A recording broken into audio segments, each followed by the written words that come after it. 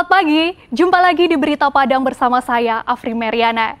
Sejumlah berita aktual dan menarik akan kami sajikan untuk Anda. Berikut 3 berita utama pagi ini.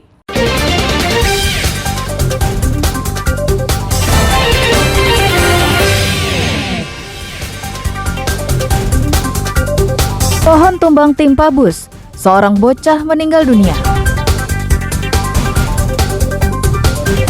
Seorang pencuri dan 2 penadah ditangkap polisi di Dharmasraya.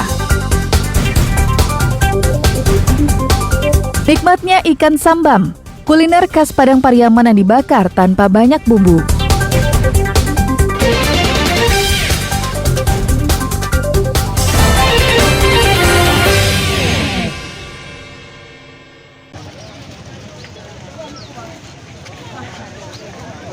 Akibat hujan deras yang disertai angin kencang, sebuah pohon tumbang menimpa kendaraan angkutan umum pada Jumat pekan silam.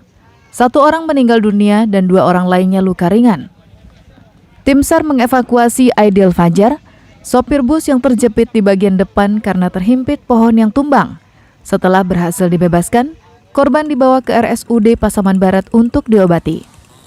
Peristiwa itu terjadi ketika hujan deras yang disertai angin kencang di Jalan Umum Jorong Batang Tipo, Nagari Lingkuang Awa, Pasaman Barat. Sebuah kendaraan angkutan umum yang melintas di lokasi tersebut ditimpa pohon tumbang. Akibatnya, sopir dan 2 penumpang berhasil dievakuasi petugas dan dibawa ke Rumah Sakit Umum Daerah Pasaman Barat.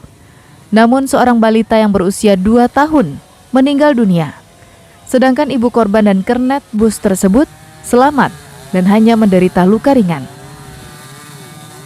Berdasarkan informasi dari masyarakat dan kondisi laporan awal Kapolsek, kami dapat informasi terdapat 1 pohon tumbang di jalan menimpa 1 unit bus angkutan umum dengan kondisi supir terjepit dari badan kendaraan. Pada saat evakuasi dilakukan, masyarakat sudah melakukan pertolongan pertama, dibantu dengan personil yang dahulu datang ke TKP. Diduga, pohon tumbang bersamaan waktunya dengan bus yang melewati jalan itu, sehingga sopir bus tak bisa mengelak. Akibatnya, badan bus bagian depan remuk akibat tertabrak pohon dengan diameter 50 cm. Tak hanya itu, kuatnya benturan itu menyebabkan sopir bus terjepit. Petugas dari berbagai unsur dan dibantu warga sekitar mengevakuasi pohon yang tumbang itu agar jalan bisa dilalui kendaraan. Safaatul Ulum melaporkan dari Pasaman Barat.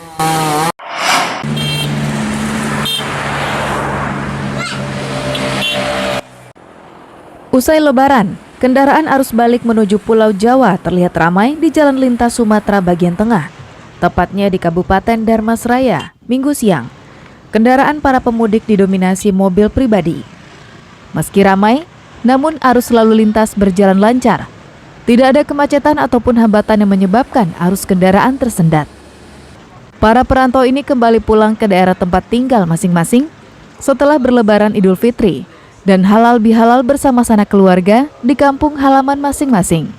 Pantauan yang dilakukan di Dharmasraya, sebagian besar kendaraan pribadi yang melintas didominasi kendaraan yang berasal dari Pulau Jawa. Hal itu bisa diketahui dari nomor plat kendaraan tersebut. Sejak pemerintah mengizinkan mudik pada tahun ini, para perantau mudik ke kampung halaman dengan keluarga masing-masing, maupun pulang bersama-sama orang sekampung atau yang dikenal dengan istilah pulang basamo. Mudik menggunakan jalan darat semakin diminati perantau Minang. Pasalnya, jalan tol yang menghubungkan Bakauheni hingga Palembang memperpendek jarak dan mempersingkat waktu tempuh secara signifikan. Jika sebelumnya perjalanan darat dari Jakarta ditempuh secepat-cepatnya 36 jam, maka kini pemudik hanya membutuhkan waktu 24 hingga 28 jam. Ya, alhamdulillah di jalan lancar dan cuma ada kemarin di Merak yang agak tersendat. Dalam perjalanan sih tidak begitu banyak kendala, sejak dari Merak sampai itu naik kapal pun juga nggak terlalu ini. Cuman ya udah sampai di kampung juga ya lebih aman, lebih bagus. Jalan pun juga bagus lah karena dalam perjalanan itu kan udah mungkin udah dipersiapkan semuanya. Posko-posko juga ada kalau kita mau istirahat gampang. Meski libur Lebaran telah berakhir, Namun data yang dihimpun Polres Dharmasraya, jumlah kendaraan perantau yang hendak balik ke rumah masing-masing belum mencapai puncaknya. Polisi mendata baru 60% kendaraan pemudik yang kembali ke daerahnya. Diduga hal ini terjadi karena sebagian besar perantau Minang yang mudik tahun ini berprofesi pedagang, sehingga mereka tak terikat jadwal libur lebaran yang ditetapkan pemerintah. Tak hanya itu, pengumuman pemerintah yang mengizinkan siswa belajar daring usai libur lebaran juga menjadi salah satu penyebab arus balik di Dharmasraya belum mencapai puncaknya. Dapat kita lihat arus lalu lintas yang mendominasi dari arah Padang menuju Jakarta. Kemudian selama 3 hari terakhir untuk arus balik belum ada laporan untuk kecelakaan lalu lintas.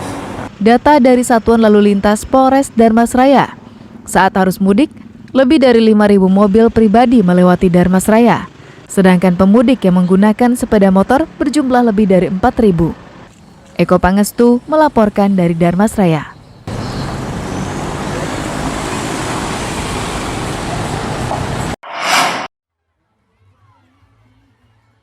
Ribuan orang memadati objek wisata selama libur lebaran tahun ini. Objek wisata yang terletak di Aekna Birong, Nagari Batahan, Pasaman Barat menjadi objek wisata utama bagi wisatawan lokal di Pasaman Barat dan wisatawan dari Kabupaten Mandailing Natal. Pasalnya, objek wisata tersebut terletak di perbatasan Sumatera Barat dan Sumatera Utara. Objek wisata yang dibangun di pinggir sungai ini diminati pengunjung karena bisa bermain air di tempat yang aman.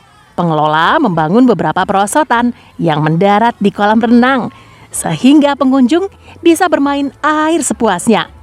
Selain itu, selama libur lebaran ini, pengelola menghibur pengunjung dengan alunan musik organ tunggal, lengkap dengan penyanyinya. Untuk menarik minat pengunjung, pengelola menyediakan hadiah bagi pengunjung yang beruntung.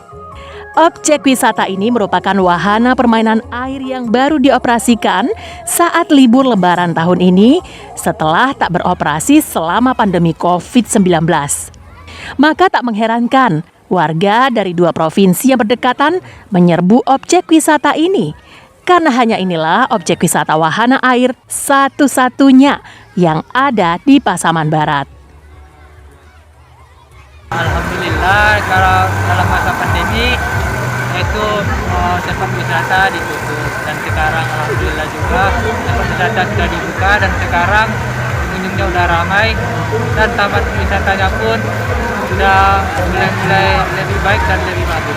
Kenapa berangkat ke sini? Yang pertama itu karena sebelumnya belum ada ramai pengunjung dan belum pernah juga berkunjung ke sini. Mungkin karena ramai juga orang yang berkunjung jadi menarik minat. Pemilik objek wisata mengakui jika lokasinya didatangi banyak orang dari berbagai daerah karena warga haus akan hiburan setelah terkekang selama hampir 2 tahun. Kalau pengunjung nggak seperti kemarin, itu di atas 10.000 yang hadir, di atas 10.000, ya kan? Yang hadir dari Madinah, Kapsel, bahkan istilahnya Pariaman, Pasus Empat dan lain-lain. Artinya dari luar lumayan. Oke. Selain bermain air, pengunjung objek wisata ini juga bisa menikmati aneka permainan yang disediakan pengelola. Safatul Ulum melaporkan dari Pasaman Barat.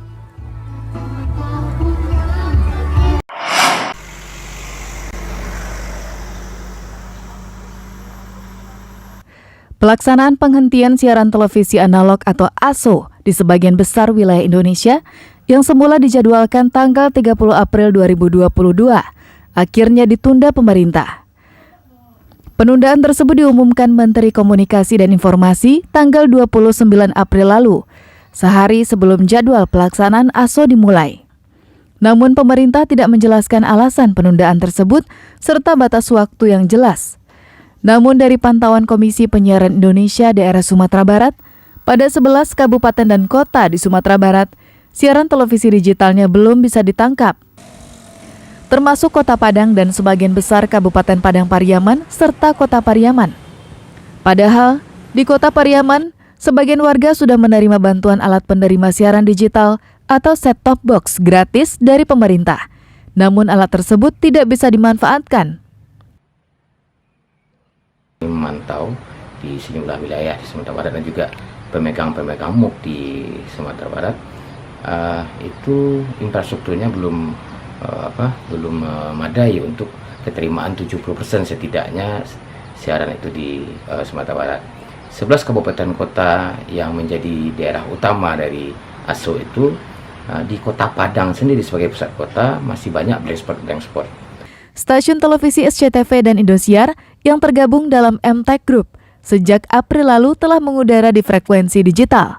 Saat ini, tim teknis yang berada di stasiun pemancar Bukit Gado-Gado Kota Padang tengah menyiapkan perangkat untuk sistem siaran jaringan atau siaran lokal agar bisa mengudara pada siaran digital.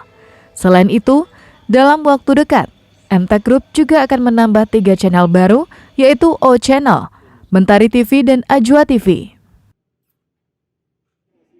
Untuk Bukit Tinggi, sebelumnya di Bukit Tinggi itu untuk SCTV belum ada on air secara analog maupun secara analog. Dan sekarang alhamdulillah SCTV udah mengikuti siaran digital sesuai bersama dengan Indosiar untuk siaran digitalnya sesuai sumber layanan 1. Dengan perpindahan siaran televisi dari frekuensi analog ke digital, masyarakat bisa menerima siaran televisi lebih baik dari sebelumnya. Penghentian siaran televisi analog secara menyeluruh di tanah air rencananya dijadwalkan bulan November tahun ini. Arsyad Kusnadi melaporkan dari Padang.